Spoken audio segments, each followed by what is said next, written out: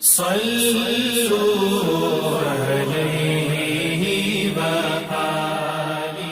صحیح بخاری حدیث نمبر 11۔ لوگوں نے پوچھا، یا رسول اللہ، کون سا اسلام افضل ہے؟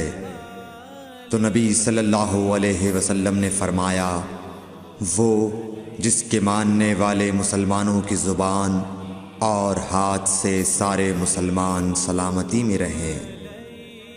صحیح بخاری حدیث نمبر 12۔ ایک دن ایک آدمی نے حضرت صلی اللہ علیہ وسلم سے پوچھا کہ کون سا اسلام بہتر ہے؟ فرمایا، یہ کہ تم کھانا کھلاؤ اور جس کو پہچانو اس کو بھی اور جس کو نہ پہچانو اس کو بھی، الغرض سب کو سلام کرو۔ صحیح بخاری حدیث نمبر 13۔ حضور اکرم صلی اللہ علیہ وآلہ وسلم نے فرمایا، تم میں سے کوئی شخص ایماندار نہ ہوگا جب تک اپنے بھائی کے لیے وہ نہ چاہے جو اپنے نفس کے لیے چاہتا ہے۔ صحیح بخاری حدیث نمبر 14۔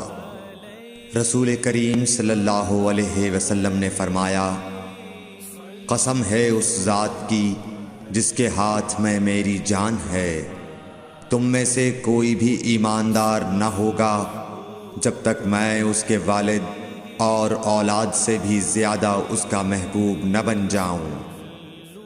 صحیح بخاری حدیث نمبر 15۔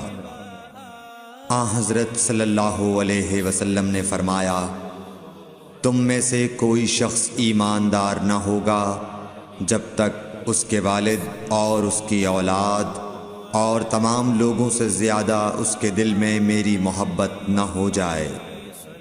صحیح بخاری حدیث نمبر 16۔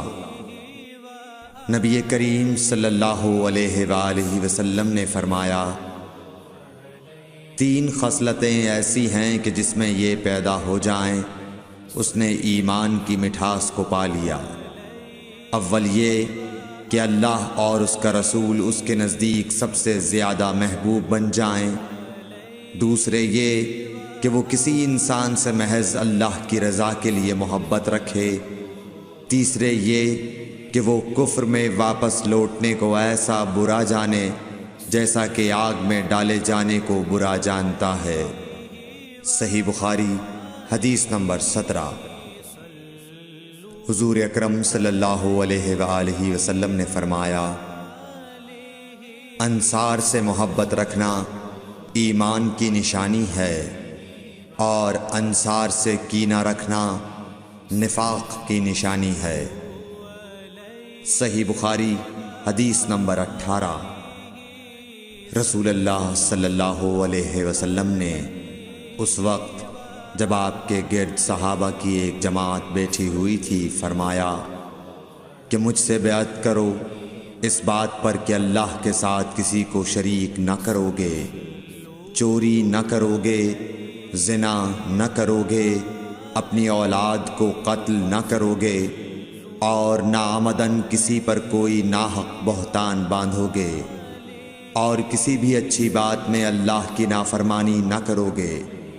جو کوئی تم میں اس عہد کو پورا کرے گا تو اس کا ثواب اللہ کے ذمے ہے، اور جو کوئی ان بری باتوں میں سے کسی کا ارتکاب کرے اور اسے دنیا میں اسلامی قانون کے تحت سزا دے دی گئی تو یہ سزا اس کے گناہوں کے لیے بدلہ ہو جائے گی، اور جو کوئی ان میں سے کسی بات میں مبتلا ہو گیا اور اللہ نے اس کے گناہ کو چھپا لیا تو پھر اس کا معاملہ اللہ کے حوالے ہے، اگر چاہے معاف کرے اور اگر چاہے سزا دے دے۔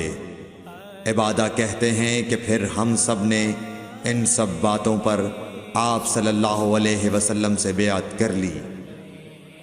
صحیح بخاری حدیث نمبر 19۔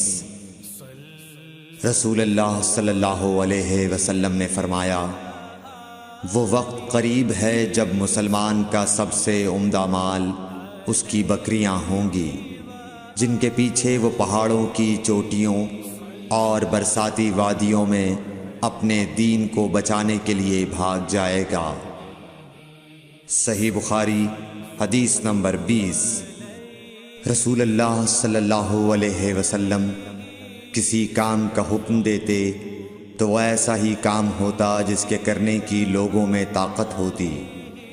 اس پر صحابہ کرام نے عرض کیا کہ یا رسول اللہ، ہم لوگ تو آپ جیسے نہیں ہیں، آپ تو معصوم ہیں اور آپ کی اللہ پاک نے اگلی پچھلی سب لغزشیں معاف فرما دی ہیں، اس لیے ہمیں اپنے سے کچھ زیادہ عبادت کرنے کا حکم فرمائیے۔ یہ سن کر آپ ناراض ہوئے، حتیٰ کہ خفگی آپ کے چہرہ مبارک سے ظاہر ہونے لگی۔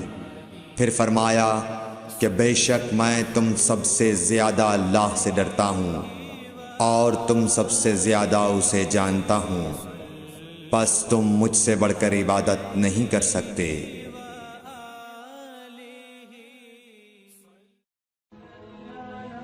Thanks for watching. Don't forget to like, comment, share and subscribe to